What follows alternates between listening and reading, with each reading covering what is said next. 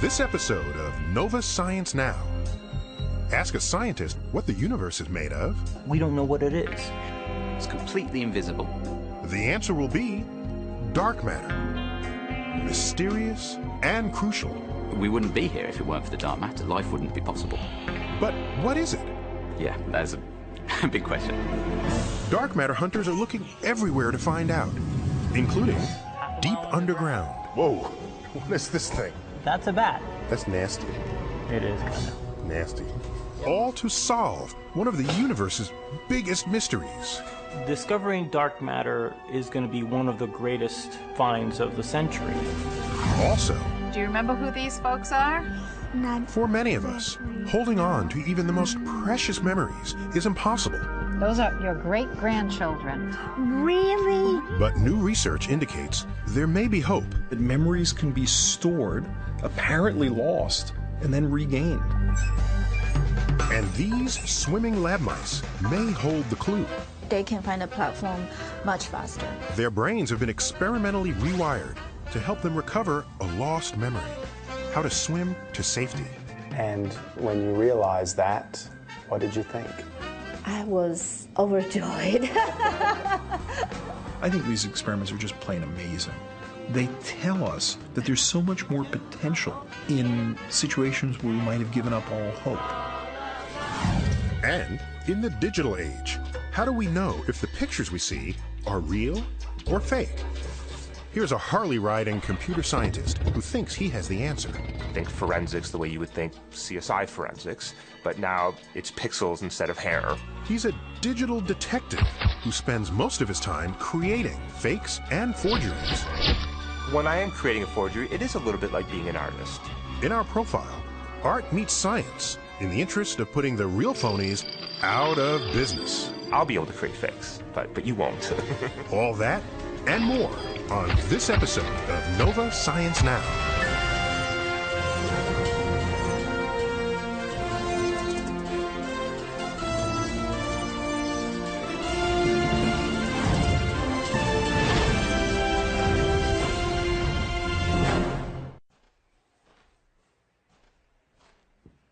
Hi, I'm Neil deGrasse Tyson. Welcome to a new season of Nova Science Now. Now, I'm an ordinary guy, and that means, of course, I'm made up of ordinary matter. Basically, atoms. And when we gaze out into space, everything we see, galaxies, stars, is also ordinary. Made of atoms. But a lot of scientists say there's something else in the universe that's not ordinary. Wait, who said that? And by the way, there seems to be way more of this weird stuff than ordinary guys like you. Watch it. And even though it's invisible, it's getting harder and harder to ignore.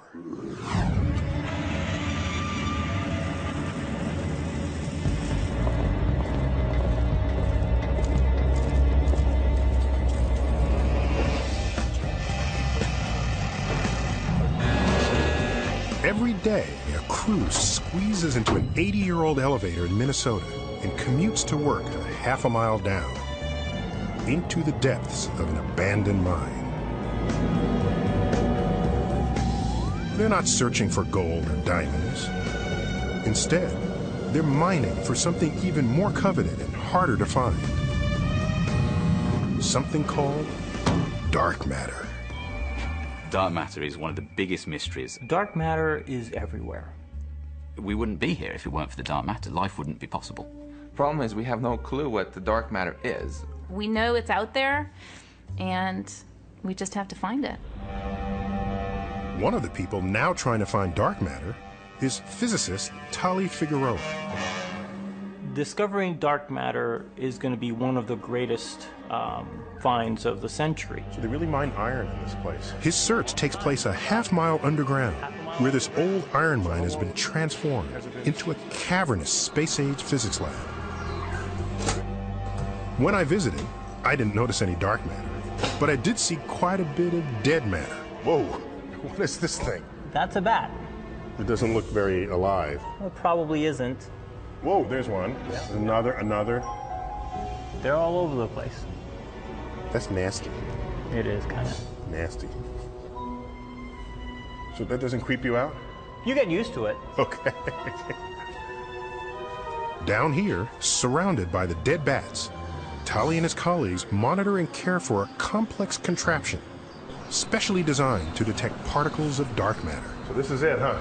Yep. This elaborate endeavor is all to solve a mystery that's been plaguing astrophysicists for more than 70 years. Okay. Yep. It might seem bizarre, and even a bit crazy, but there's a chance that most of the matter in the universe is not stars or planets or gas or anything familiar to us, but is in the form of some mysterious invisible substance. We've labeled it dark matter. But why do we think it exists at all? It comes down to gravity and speed. Ever since Isaac Newton, we've known that it's gravity that holds objects in orbit, just as the sun holds Earth and the rest of the planets. The stronger the gravity pulling it inward, the faster an object can go and stay in orbit. It's kind of like spinning a heavy ball around. The harder you pull on the ball, the faster the ball will travel. If the ball gets moving too fast, even a strong guy like this has got to let go. The faster you want something to go, like, David throwing his slingshot, the more you have to pull on it. And the thing that's pulling on something to make it orbit is gravity. And where does gravity come from? Well, we know it can be things with mass, like stars, houses, planets, trains, clouds, jellyfish. They all have gravity. So in the universe, the more stuff, the more gravity, and the faster objects can move and remain in their orbits. Problem is, when we look out beyond our solar system, like at stars orbiting within galaxies, or galaxies moving within galaxy clusters, they're all orbiting faster than we'd expect. The speed at which the stars are going around at is too fast. You would expect that it should just escape, but those stars don't escape. They're still going around. There's got to be a lot of gravity holding them all together, but apparently there's not enough matter to account for it. And there's not enough stuff.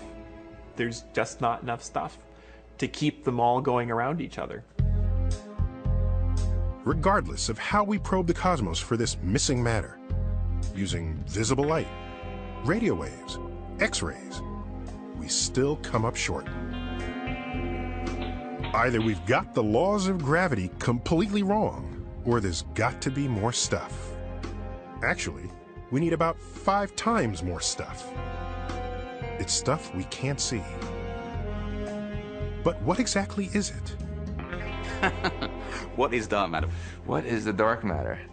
Yeah, that's a big question. We don't know what it is. It's completely invisible. It's dark. It doesn't glow. So whatever the dark matter is, We can't point a telescope up and actually see it. it sure ain't made of atoms. Everything around us that we can see and touch, ordinary matter, is made of atoms. But one thing we know is, dark matter is not ordinary. We know it's not ordinary matter because ordinary matter has this whole other variety of interactions. It has electric fields and magnetic fields, it emits light. One idea is, since it's not made of ordinary atoms, dark matter might be made of some exotic particle.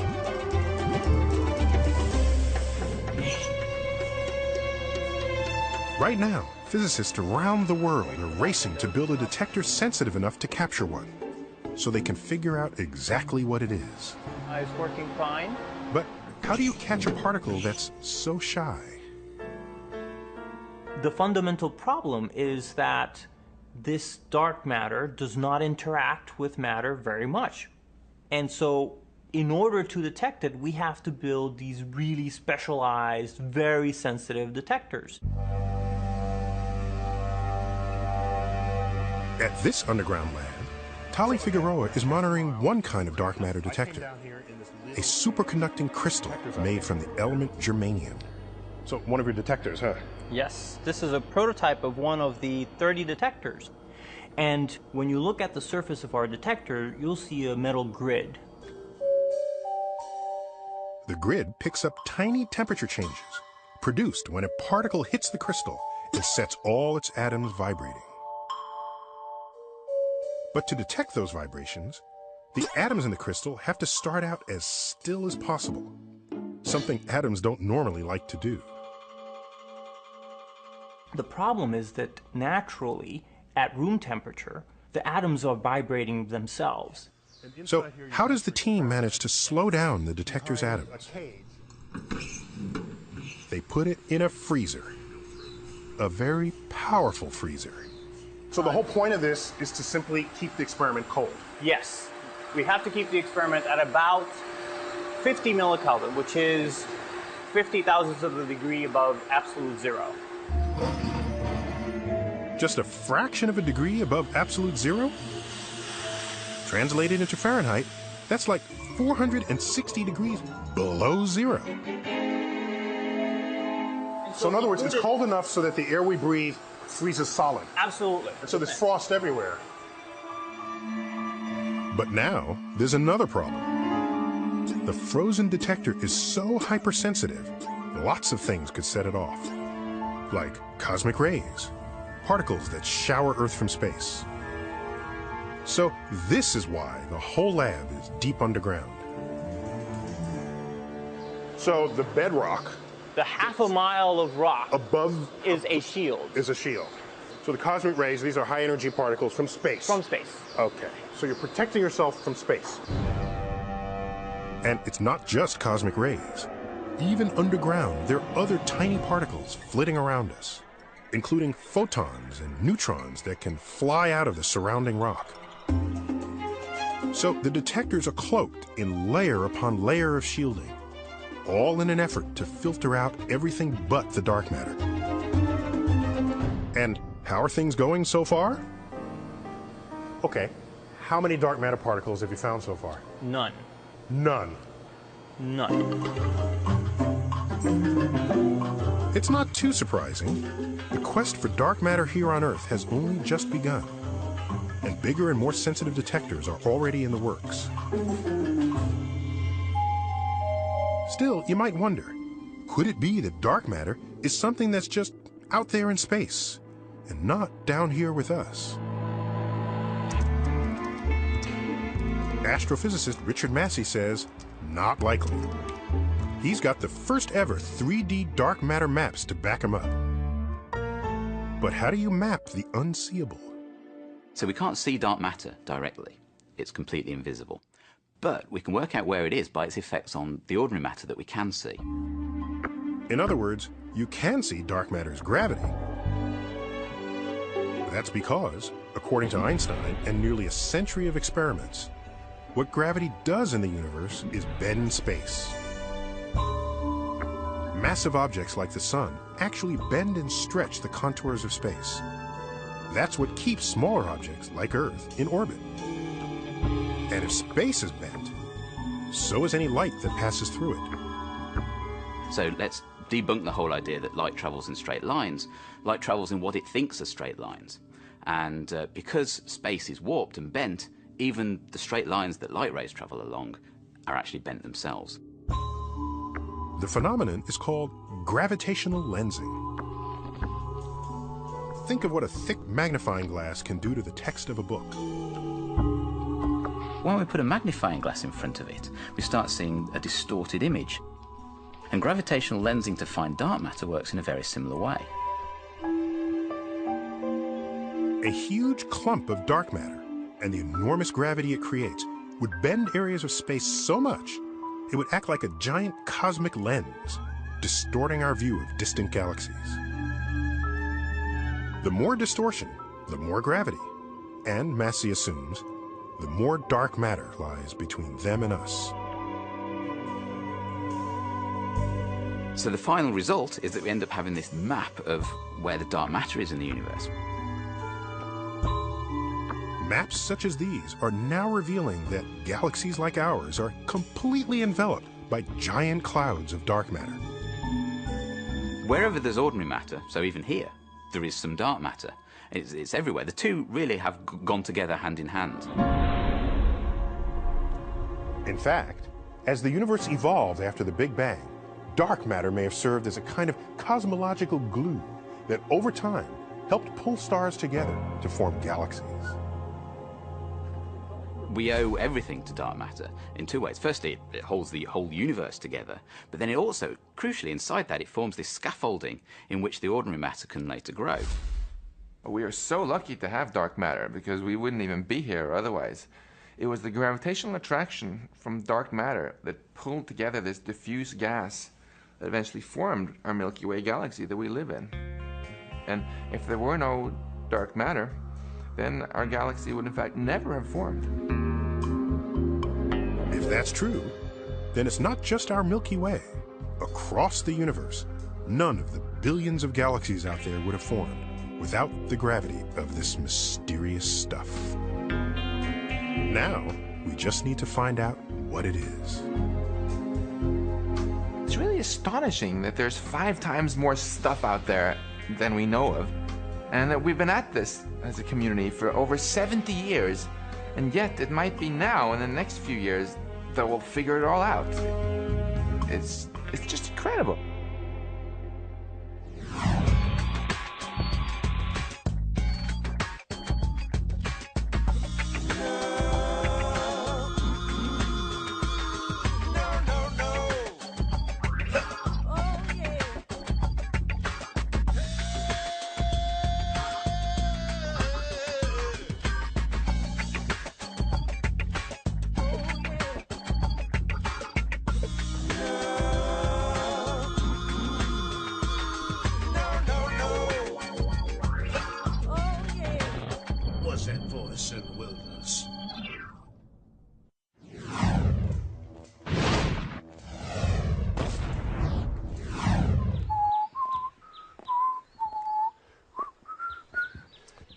For most of us, a stroll down memory lane is an easy trip.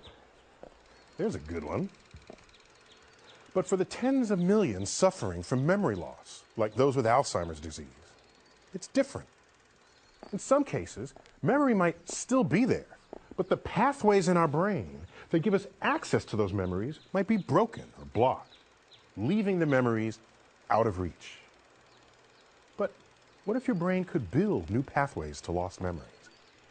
As correspondent Peter Standring reports, some new research shows that someday that might just be possible.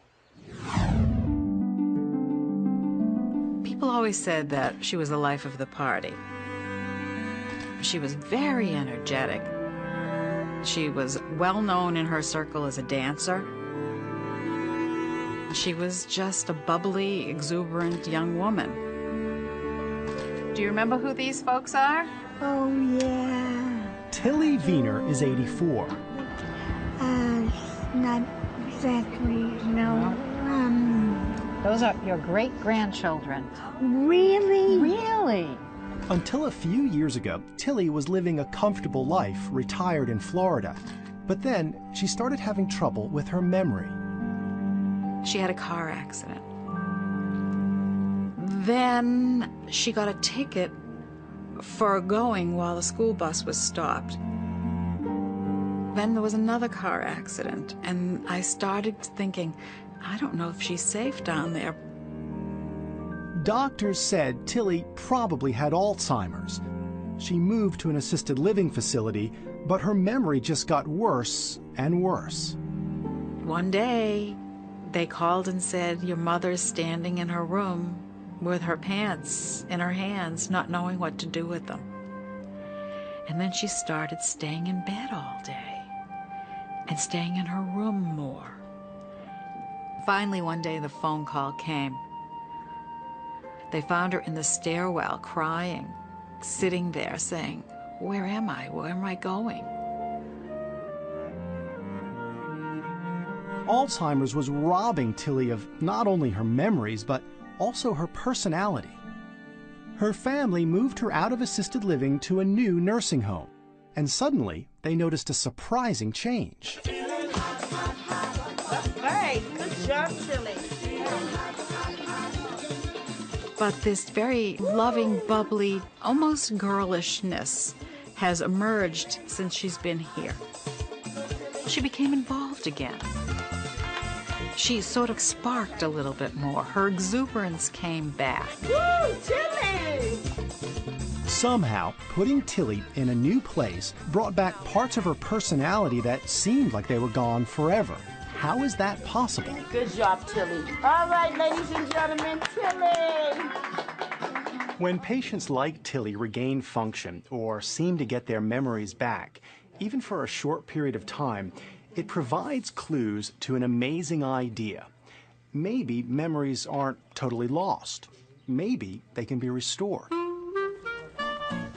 At MIT, these mice may help us find memories that are buried in our brains.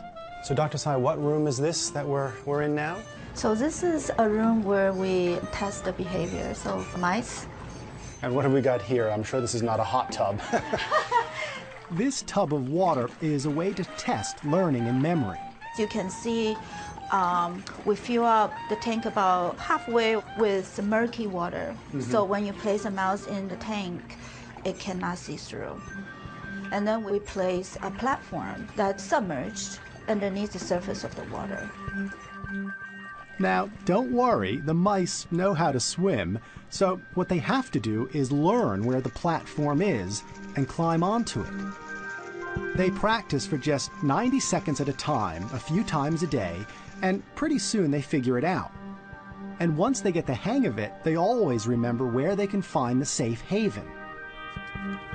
But after they've learned the route, Tsai gives them a toxic protein that destroys brain cells. And when she puts them back in the water, the mice forget where the platform is and have to be rescued. So this mouse's brain is basically not functioning properly? No. If the mouse, after rigorous training, still cannot find the platform, it clearly is impaired in their learning ability and cognitive function. Tsai wanted to find out, could those lost memories be restored? So, after they're nice and dry, the mice get a treat.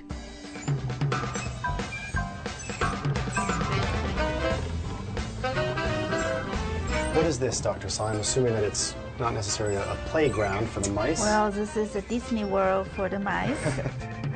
This experiment tests something that has been studied for many years but never really understood. It's called environmental enrichment. Now, if you keep rodents in very enriched environment with lots of toys, house them in groups with lots of companions, then these mice somehow they become smarter.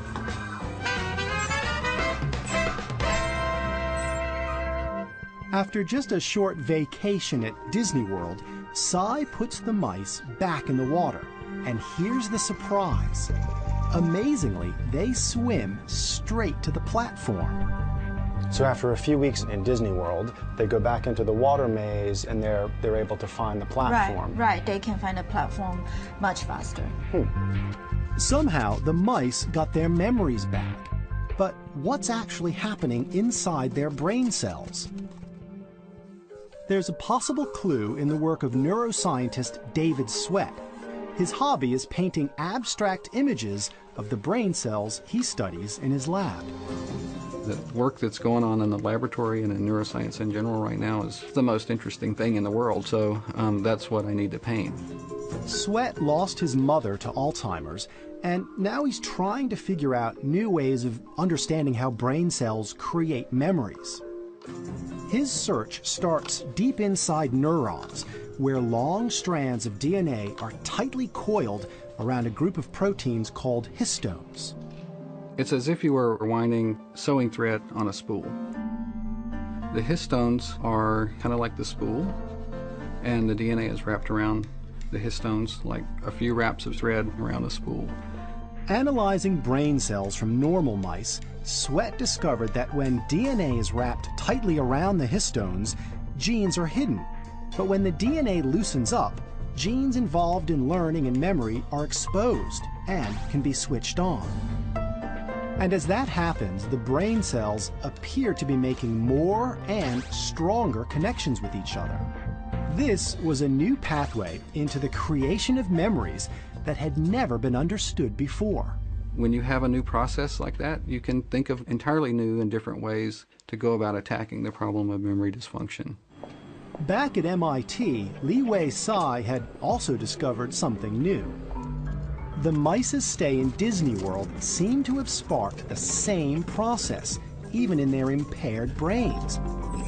Their DNA was also loosening up and making memory genes more active.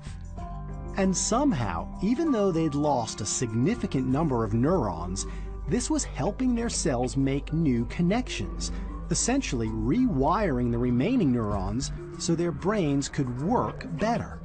We found that even though these mice have fewer neurons, each neuron seems to be more effective. What are the processes that are happening to allow this sort of rewiring? That's a very important question, because if we understand that, then you can imagine that one day maybe it's possible to have a pill that we all can take, and that will have this magical effect. A pill that could bring back memories? Well, it may not be so far-fetched. Sweat's lab has already studied a group of experimental drugs called HDAC inhibitors, the H stands for histones, that are involved in loosening up DNA in brain cells. And when the drugs are given to normal mice, they learn and remember better. So Tsai decided to see if they would have any effect on her mice with damaged brain cells. She took a new group of forgetful mice and gave them the experimental drugs. And within a short time, they also remembered how to swim straight to the platform. We found that the HDAC inhibitors drastically improved the learning ability of our mouse model. And when you realized that, what did you think? I was overjoyed. What's so interesting about what Li Wei Tsai has shown is that memories can be stored, apparently lost, and then regained. By taking that mouse and either giving it an enriched environment or certain drugs, she can show that those mice can recover some of those memories. There is no way to know whether these new discoveries will ever apply to humans or lead to treatments for memory disorders. But for now, they're a tantalizing insight and a new direction for more research into the mysteries of memory. This is such a profound problem and is of such enormous significance because it affects the most fundamental aspects of our character, personality, of who we are, that any advance is a step forward. I think these experiments are just plain amazing. They tell us what the potential is, that there's so much more potential in situations where we might have given up all hope. There aren't any drugs to reverse the effects of Alzheimer's in humans, but Tsai's experiments may help explain something families have known for a long time. The more stimulating the environment, the better patients like Tilly usually do. Gonna feed the birds, okay? One, two, three, go!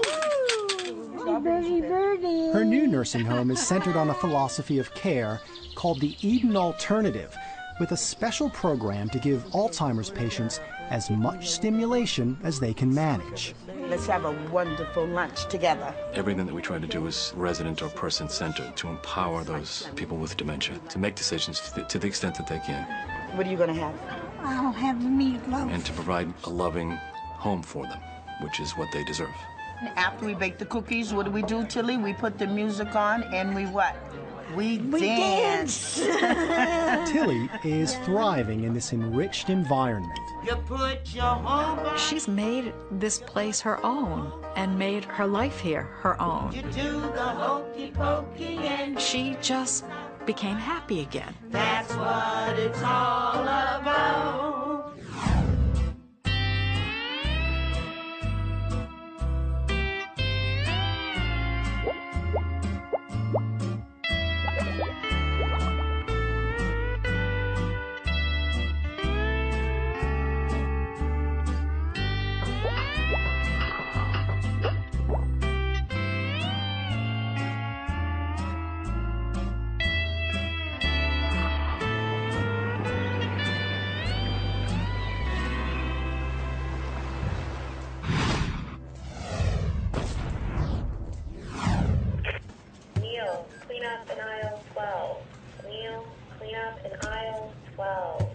They say a picture is worth 1,000 words.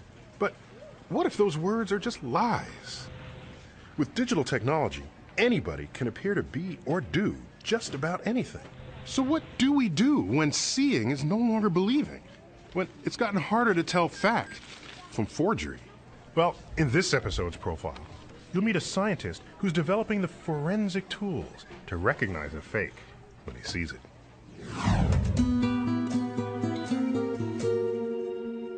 Hani Farid is 42 years old and spends much of his time making fakes and forgeries.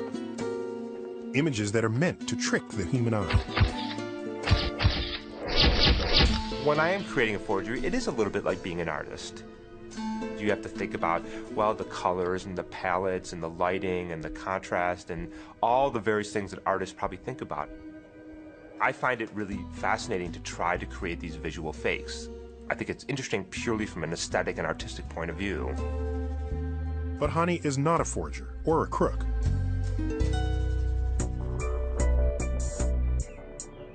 He's a Dartmouth College computer science professor who likes taking chances. He rides a Harley. There's something really exciting and risky and slightly dangerous about it. I wouldn't give it up for anything. And Hani is anything but predictable. So on any given morning, I might take a shower, brush my teeth, shave, get dressed, and leave. And on another day, I'll shave, shower, brush my teeth. Or I'll brush my teeth, shower, and shave. Or I'll brush my teeth, have my coffee, and then go back and do it. What happens is when I fall into a routine, I think my thinking falls into a routine. Thinking is his obsession. You have to wake up and you have to go to sleep thinking about the problem and turning it around and spinning it. So everywhere I go, I have a pad of paper and a pen. What he's thinking about is something called digital forensics, an entirely new field that Hani helped pioneer. The basic idea is, think forensics the way you would think CSI forensics, but now it's pixels instead of hair. As a digital detective, Hani takes what he learns from making forgeries. So imagine you're somebody who's trying to catch a counterfeiter. How do you learn? How do you learn how to detect that? Well, you have to know how they do it. And he creates powerful software. When he runs that software on a photograph, he can show if it's real or fake, like this Time magazine cover of O.J. Simpson, well known to have been manipulated. I think we do want to believe what we see. It's our first reaction. I, however, think that is changing. More and more, when people see photographs that are fantastic, there is an initial, oh, how do we know it hasn't been Photoshopped? The reality is that photographs have been manipulated since the 1800s, since the start of photography, actually. So you're talking about something that's been going on for hundreds of years. And if you look throughout history, in fact, all the great dictators doctored photographs to change history. Stalin did it, Mussolini, Castro, Mao. They all manipulated photographs. In the digital age, we're flooded with images, and the problem of the tampered photograph has only gotten worse. A picture with a flash. This is like computer graphics, right? Hani and his team of graduate students have joined forces with the FBI and other law enforcement agencies. But how can they beat the forgers? That's exactly right. So is this... Most of what we think about is authentication. If you save it, does Photoshop preserve that? Can you show that something has been added to the image? Has it been removed from the image? Has this person been airbrushed? Is it somebody else's head on somebody else's body? So think about all the types of digital fakes you've seen. You know, the guy holding the really big cat, the really big Hogzilla, all those things. We ask the question, is this a legitimate photograph? Okay, so what if you have two images? They approach it like a detective would. In a sense, images contain natural fingerprints. So we build tools that can detect these fingerprints. One of the most common ways of manipulating a photograph is to remove something or somebody from a photograph. And the most common way to do that is to typically take one part of an image, copy it, and paste it into another part of the image to hide that person or that object. And when you do that, you've left behind a very specific statistical trace. You've left behind two regions that are virtually identical. And that process is called cloning. Probably the most famous example of cloning was the photograph that Reuters published that came out of Lebanon after an Israeli strike. It showed smoke billowing out of a building. To Hani, something about the smoke looked unnatural. But how could he confirm his suspicions? Hani created software that detects identical pixel patterns. So we've developed a very efficient algorithm that can detect whether two parts of an image are identical. We call this the anti-cloning tool. The software analyzes it, and what comes back is a color-coded image that says all of these pixels, which we color-code in red, for example, are same as all of these pixels, which we color-code in blue. So there are these two highlighted areas. It's very distinct, and it's very recognizable. Hani's software confirmed that the photographer had digitally added more smoke after the photo was taken. Portions of the image had been cloned. Hani was able to develop his next technique thanks to the budding relationship of Brad Pitt and Angelina Jolie in 2005. This is when they were still rumored to have a relationship, and everybody was dying to get that photograph of them together.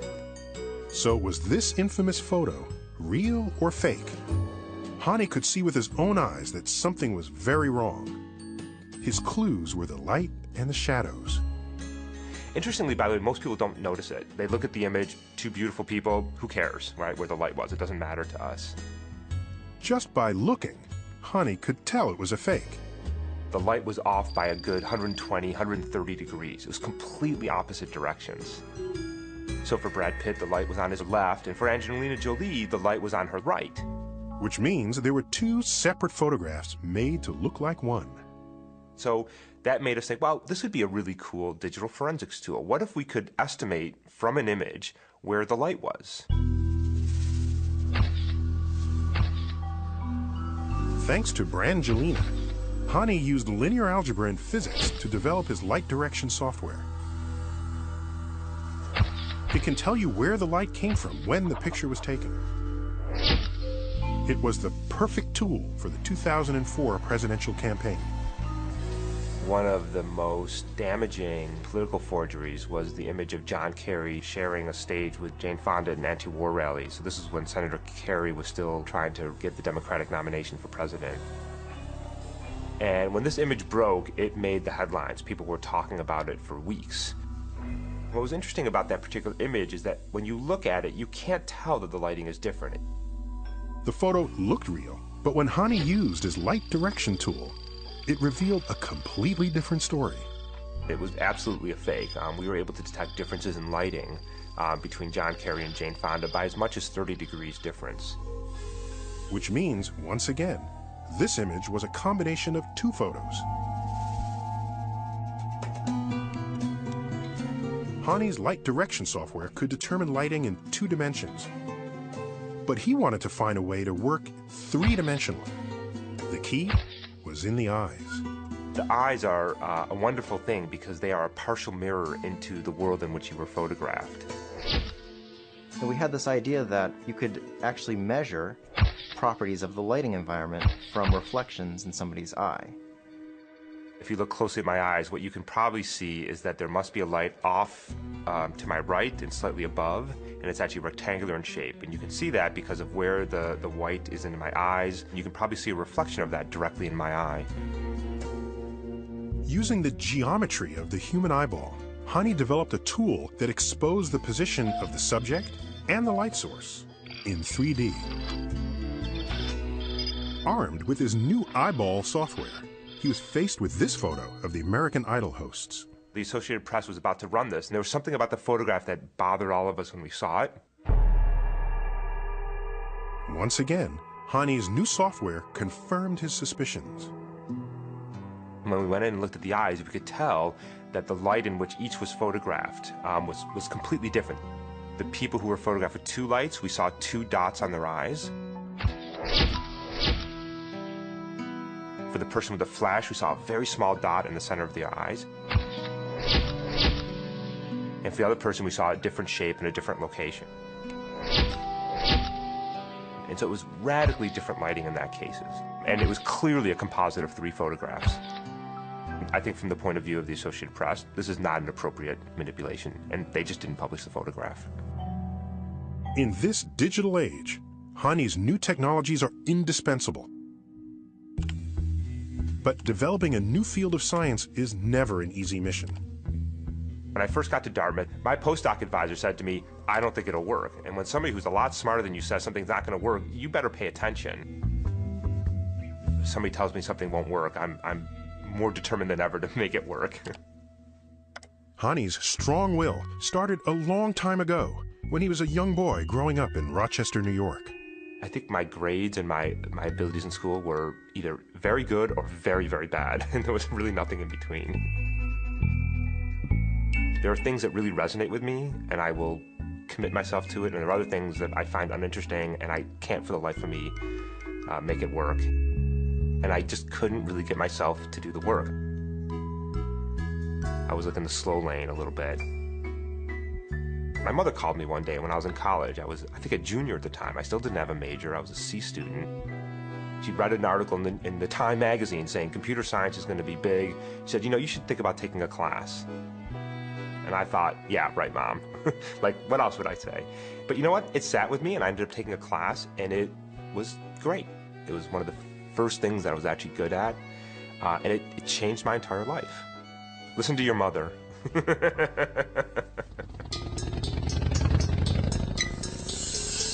In less than a decade, Hani has taken his rule-breaking brand of computer science and mathematics and helped pioneer the field of digital forensics. And he's caught the attention of major players along the way. Now Adobe, developer of the software Photoshop, has invited Hani to work with them. They were interested in collaborating with my lab at Dartmouth, thinking about whether we can transfer that technology into software that could actually be used by law enforcement, media outlets, scientific publishers, to bring some of the techniques that we developed to a broader audience. Because of Adobe, the use of Hani software is likely to become widespread in the battle against the forgers. Soon, we may all know if what we're looking at is real or fake. The research that Hani is doing is going to enable people to continue believing what they see.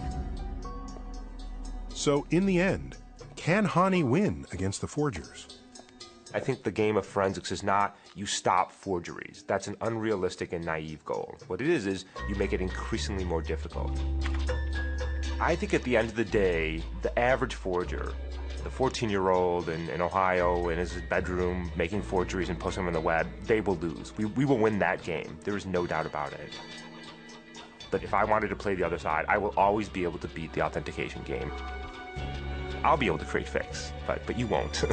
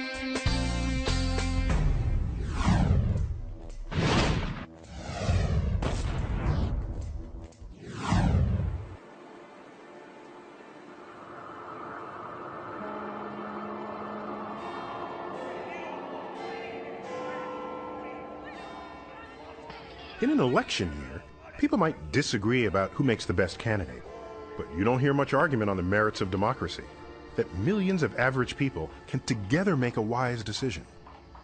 It wasn't always so. In the early 20th century, this controversial Englishman, Sir Francis Galton, tried to statistically test whether mobs of common folk were capable of choosing well.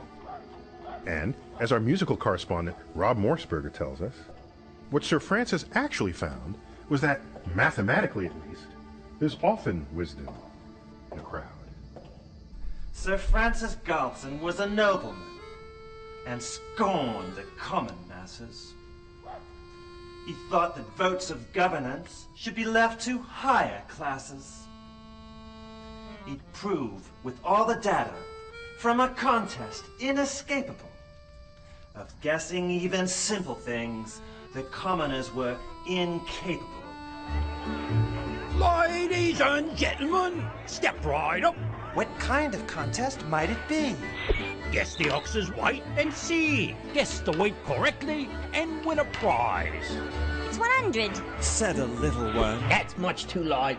At least a ton. An eager crowd queued up to play. 800 made a guess that day. So we had 800 data points. And now the ox's weight is exactly 1,198 pounds. There are no winners.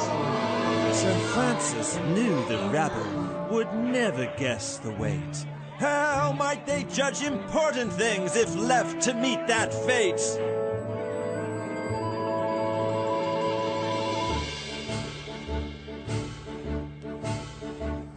With mathematics, he would show how far they went astray.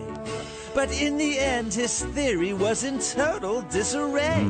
Because a curve of all the guesses... Oh, that curve? It's the cumulative distribution function of the normal distribution. Sorry, that's what it's called. Because graphing all the guesses and determining their mean... I think he was talking about the median. And determining their median, he showed that if the crowd were one, its estimate is keen. He showed that if the crowd were one, its estimate is keen. Keen, yes. That's because while no individual guessed the actual weight, the average of all the guesses is exactly right. The average will generally be better than a randomly selected individual guess. The average of the masses assures us of success. I think he was talking about the median. And the larger the number of guesses we toss in, the more likely we are to get the right answer about the oxen. His premature prognostication, they cannot help but scoff. Galton should have gathered more data before he went shooting his mouth off. Sir Francis's hypothesis was rocked by ignoramuses. He lost the proof he had avowed. He found the wisdom of the crowds. If you have a group of people and they each have tiny bits of information, then you can learn a lot if we could just gather all of those bits together. It's just like Wikipedia. Well, this isn't exactly like Wikipedia, no. It's a little bit different. It could maybe be Wikipedia. No, you don't even need to be an expert, but if you know something, then you're able to contribute, and that entry is able to be that much more informed. Another sample of this fair? Who wants to be a millionaire? Yeah, the audience lifeline. If a person feels like they can't answer the question by themselves, ask the audience. The audience is right over 90% of the time. There you go. How about that, Gelman? It's the wrong Gelman. Sorry. One by one, we're not too smart, but every guess, it plays its part. And when you add them up, you'll find the wisdom of the crowd.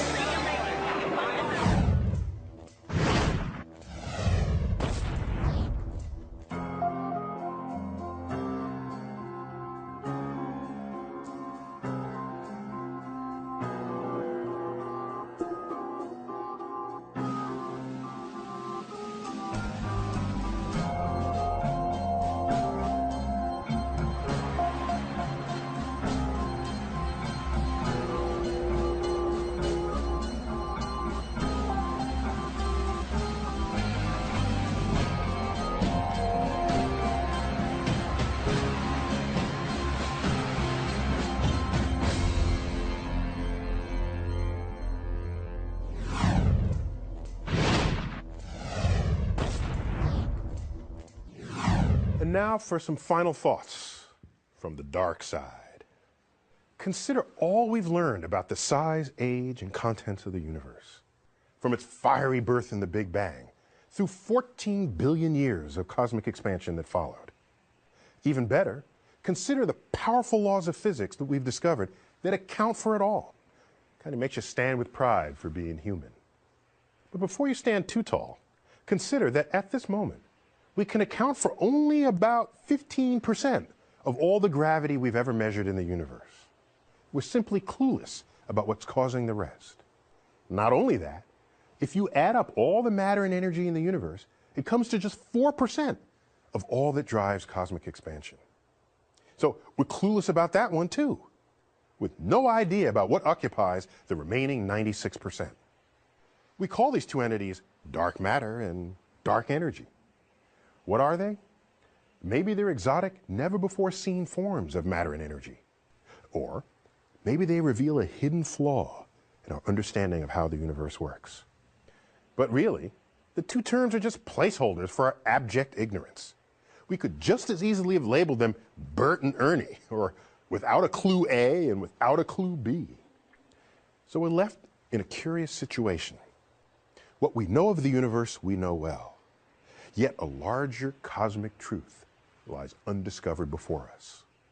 A humbling, yet thrilling prospect for the scientist, driven not only by the search for answers, but by the love of the questions themselves.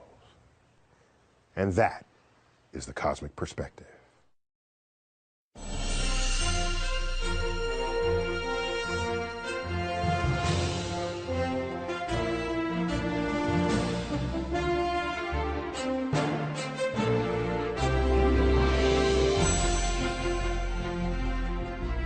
Educators and other educational institutions can order this NOVA program for $24.95 plus shipping and handling by calling WGBH Boston Video at 1-800-255-9424. NOVA is a production of WGBH Boston.